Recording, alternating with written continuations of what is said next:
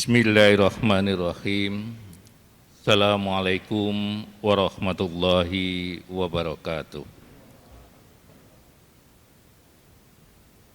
Innal hamdalillah wassalatu wassalamu ala Rasulillah wa ala alihi wa sahbihi wa mawalah. Wala haula wala quwwata illa billah, amma ba'd.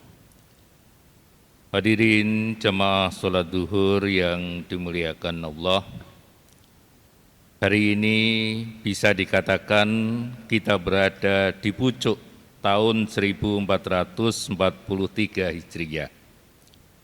Sementara itu, adakah di antara kita yang punya pikiran bahwa hari ini bisa jadi juga menjadi ujung dari umur kita? Dan besok barangkali kita tidak bisa lagi menikmati hangatnya matahari. Karena umur manusia merupakan misteri yang hanya Allah saja yang tahu kapan akan berakhir. Cerita berikut tentang Umar dan umur barangkali bisa menjadi bahan renungan bagi kita semua di penghujung tahun Hijriah ini. Umar bin Khattab adalah khalifah yang telah membentangkan pengaruh Islam di wilayah yang sangat luas. Namun di balik kesuksesannya sebagai pemimpin negara, Umar tetaplah seorang pribadi yang sangat sederhana. Dikisahkan suatu hari anak laki-laki Umar pulang dari sekolah atau halaqah majelis ilmu sambil menangis. Maka Umar pun bertanya, "Kenapa engkau menangis, anakku?" "Wahai ayah, teman-teman di sekolah mengejek dan mengolok-olokku karena pakaianku yang lusuh dan penuh dengan tambalan. Bahkan di antara mereka mengatakan, 'Wahai kawan-kawan, mari kita berlomba menghitung berapa jumlah tambalan pakaian yang ada di baju Amirul Mukminin,' ungkap Ibnu Umar di hadapan ayahnya dengan nada sedih. Dan Umar selalu menasihatinya agar selalu bersabar. Setelah hal itu terjadi berulang kali, rasa ibanya sebagai seorang ayah menjadi tidak terbendung lagi. Umar bermaksud membelikan baju yang baru buat anaknya. Akan tetapi dari mana uangnya didapat? Umar bingung. Gajinya yang tidak begitu besar sebagai khalifah sudah dipergunakan untuk biaya hidup keluarganya sehari-hari dan tidak cukup untuk membeli baju yang baru. Setelah berpikir, dia mendapatkan solusinya hanya satu, yakni meminjam beberapa dinar dari Baitul Mal untuk memenuhi kebutuhannya tersebut. Maka Umar pun mengirim surat kepada kepala Baitul Mal yang isinya adalah sebagai berikut. Kepada kepala Baitul Mal dari Khalifah Umar, melalui surat ini perkenankanlah aku meminjam uang kas negara sebanyak 4 dinar untuk membeli baju buat anakku. Dan pada awal bulan depan nanti engkau bisa langsung memotong gajiku untuk melunasi hutang tersebut. Semoga Allah merahmati kita semua." Mendapati surat dari sang Khalifah Umar, kepala Baitul Mal pun memberikan surat balasan. Bunyinya kurang lebih begini: "Wahai Amirul Mukminin, surat Anda sudah kami terima dan kami maklum dengan isinya. Tetapi sebelum pengajuan hutang ini kami penuhi, tolong jawab dulu pertanyaan ini. Dari mana engkau yakin bahwa besok engkau masih hidup? Mantapkah keyakinanmu untuk hidup sampai bulan depan, sehingga engkau bisa melunasi hutangmu?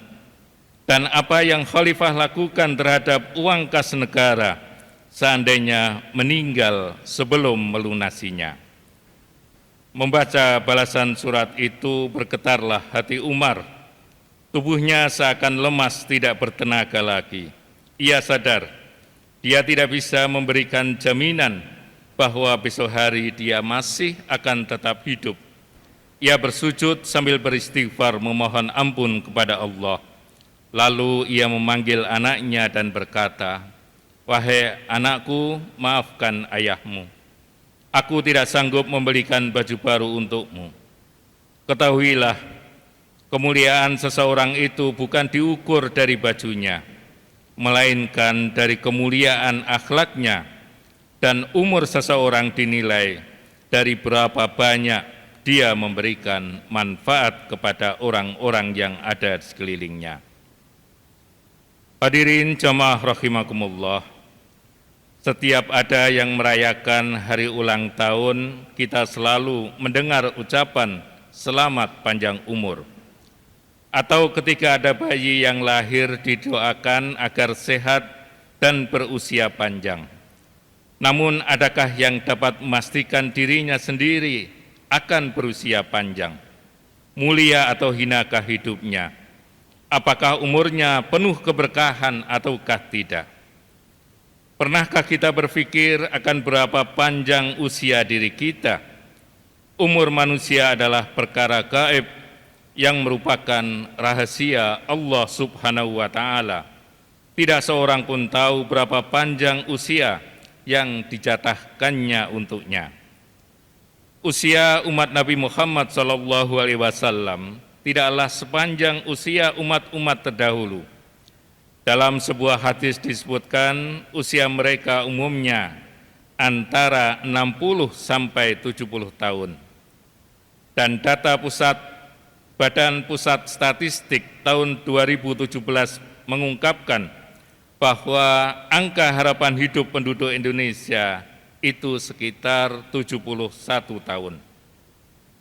Jamaah rahimakumullah, yang sangat penting untuk kita sadari adalah bahwa setiap orang pasti akan dimintai pertanggungjawaban tentang umur yang dianugerahkan Allah kepadanya. Rasulullah SAW telah bersabda, tidak akan bergeser kedua kaki manusia pada hari kiamat sampai selesai ditanya tentang 4 hal, tentang 4 perkara. Yaitu tentang umurnya dihabiskan untuk apa, tentang masa mudanya dipergunakan untuk apa, tentang hartanya dari mana diperoleh dan untuk apa dibelanjakan, dan tentang ilmunya apakah sudah diamalkan. Sabda Nabi menegaskan bahwa umur akan menjadi satu pertanyaan yang harus dijawab di pengadilan akhirat kelak. Allah akan meminta pertanggungjawaban setiap detik umur manusia selama hidup di dunia. Jamaah rahimakumullah, di dalam Islam usia 40 tahun dianggap sebagai usia yang istimewa. Ia dipandang sebagai tonggak awal kemapanan seseorang. Rasulullah SAW diangkat sebagai nabi oleh Allah pada usia 40 tahun. Bagi kaum sufi, usia 40 tahun dianggap sebagai pintu gerbang menuju Allah Subhanahu wa Ta'ala. Seorang sufi besar, Syekh Abdul Wahab bin Ahmad Asy'arani, di dalam kitabnya Al-Bahrul Maurud menulis, apabila umur seseorang itu telah mencapai 40 tahun, maka hendaklah ia bersiap-siap melipat kasur dan selalu ingat pada setiap tarikan nafasnya bahwa dia sedang berjalan menuju akhirat. Yang dimaksud dengan melipat kasur di sini adalah mengurangi tidur untuk memperbanyak ibadah. Jamaah rahimakumullah, seseorang tidak dapat mengetahui kapan ia akan mati dan bagaimana kondisi saat mati kelak. Maka manusia yang beriman diperintahkan oleh Allah agar menjaga keimanan dan keislamannya sampai akhir usianya. Kemudian di dalam Al-Quran surat Yasin ayat 68, Allah Subhanahu wa Ta'ala telah berfirman, "Wa man nu'ammirhu nunakkishu fil khalq, afala ya'qilun." Dan barang siapa kami panjangkan umurnya, niscaya kami kembalikan dia kepada awal kejadiannya. Maka mengapa mereka tidak mau berpikir?